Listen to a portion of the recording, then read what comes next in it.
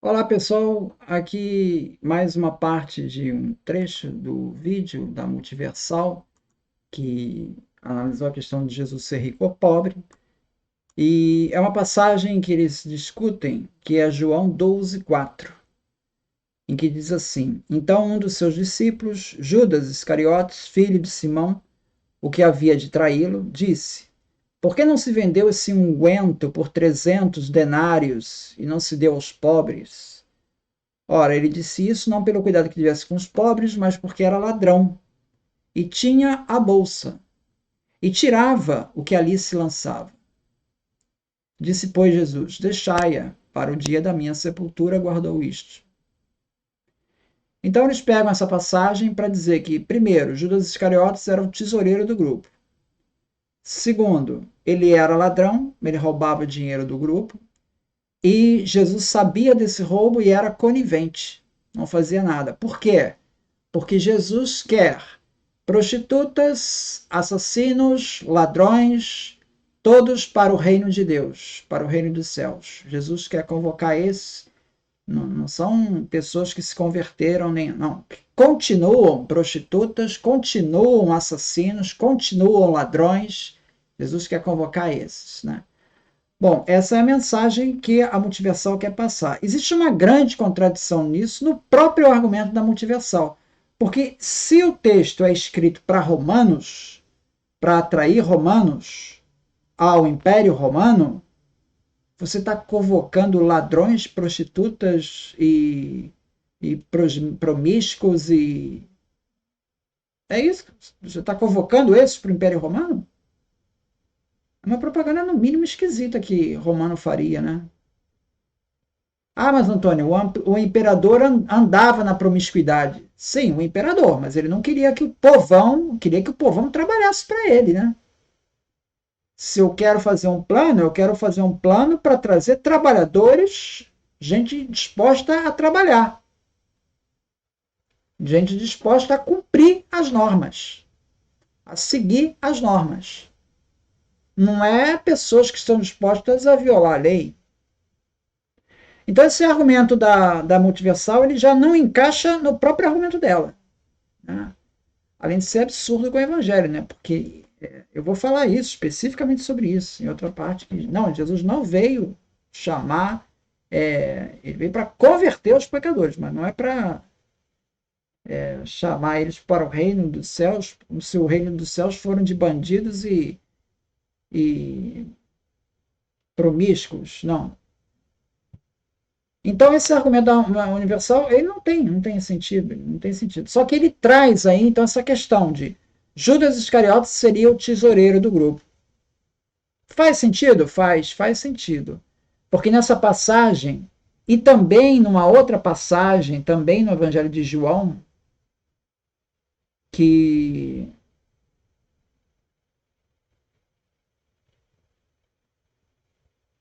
em João 13:28 se diz também que João tinha a bolsa, Judas tinha a bolsa. Então, isso sugere, de novo, né, porque aqui em João 12:6 diz que ele tinha a bolsa. E diz que tirava dali o que lançava, e que era ladrão.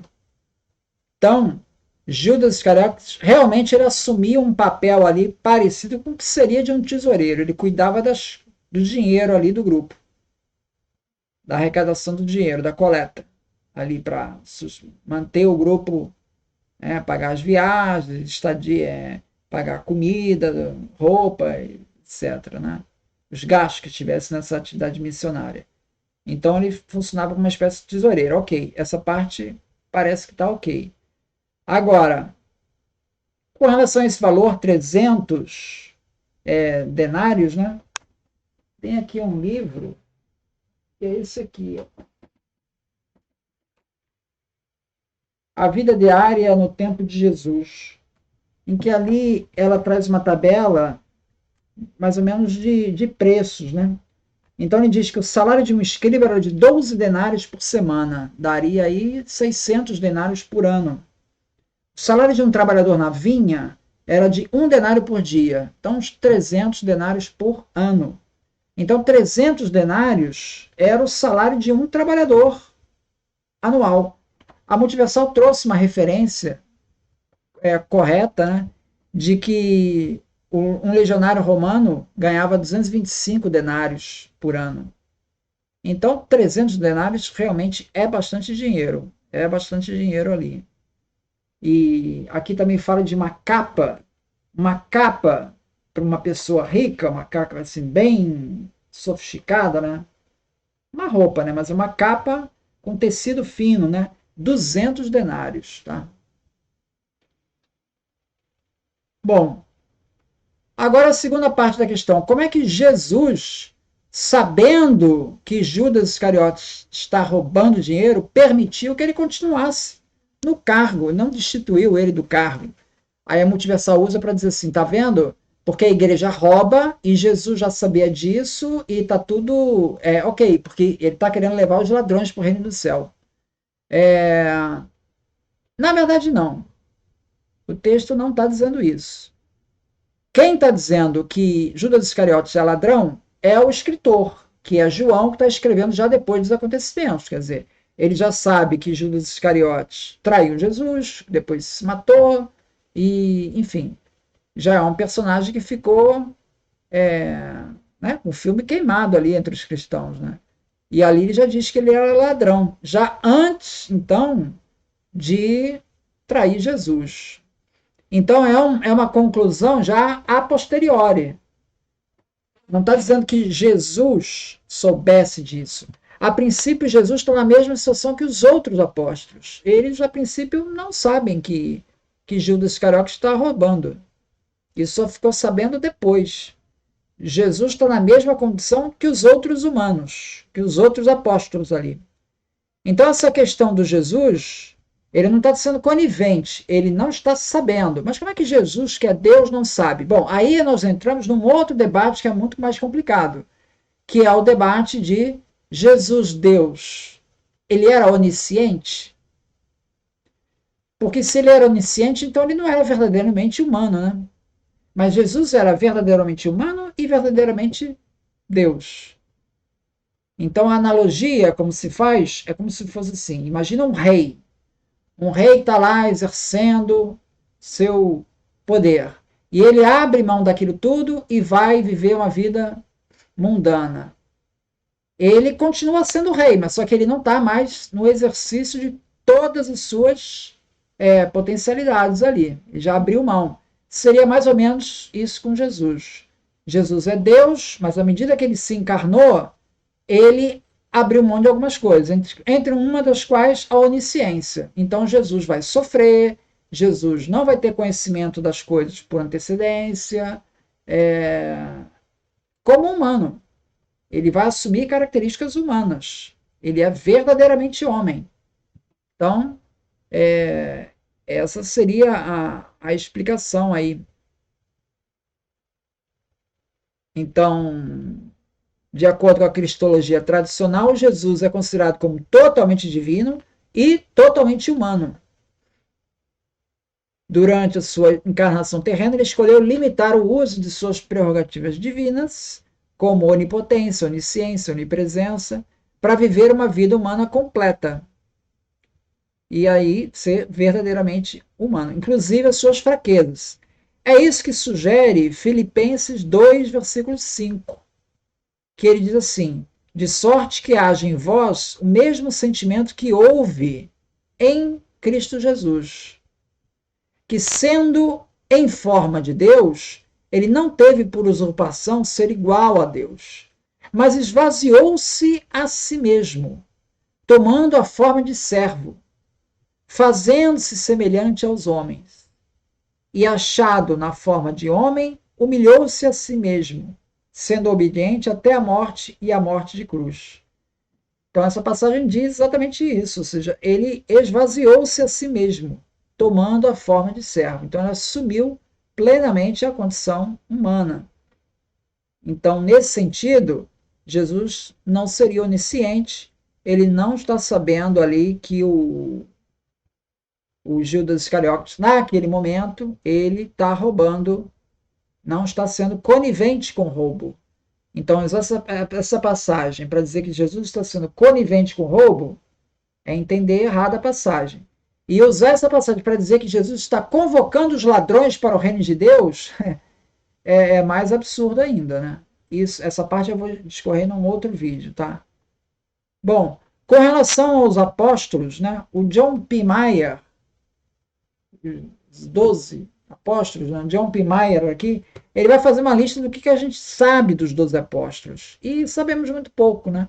O Bartolomeu, Tomé, Tiago, filho de Alfeu, Simão Zelote, Simão dito Zelote, né? Pouco se sabe deles, né? Judas Tadeu, também desconhecido, talvez ele seja irmão do Levi, que era publicano, tá? Levi seria possivelmente Mateus, a mesma pessoa, Mateus Levi, coletor de impostos, talvez ele seja uma pessoa rica, né? Mais rico ali do grupo. Então, o Judas Tadeu e o Mateus, então temos dois ali que talvez fossem os mais ricos do grupo. Temos também ali os pescadores, né? Que é Pedro, o Tiago. Quem são os pescadores?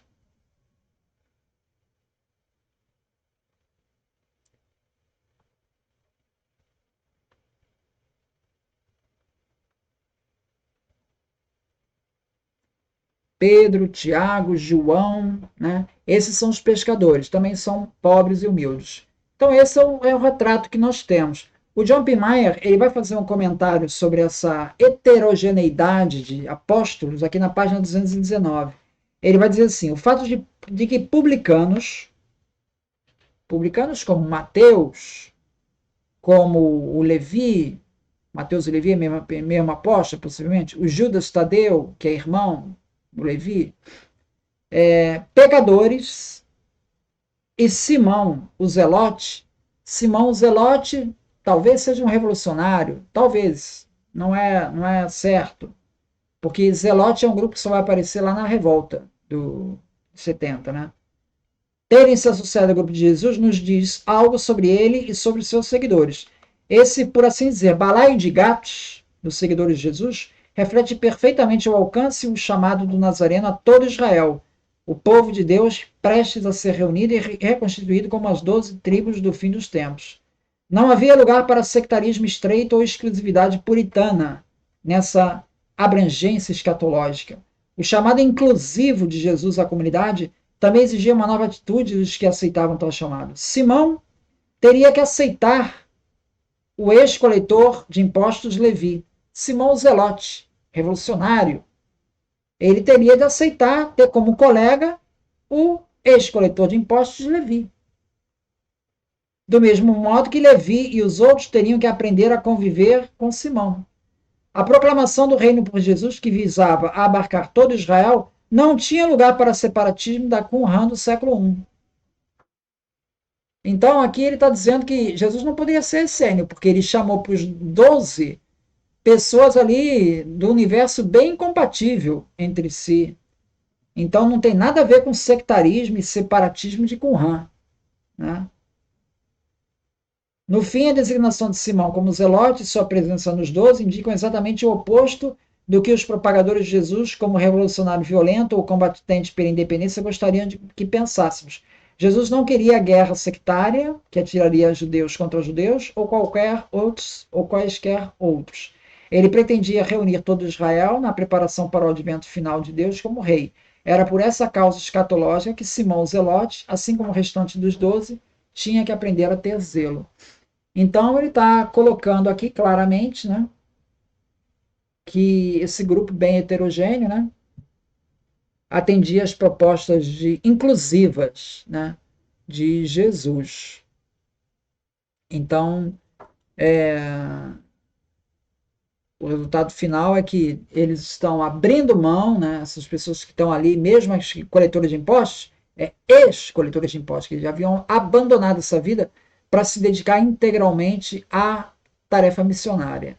Então, são pessoas que se converteram, pessoas que levam um nível de vida bastante humilde, né? Essa é o que passa o texto, né?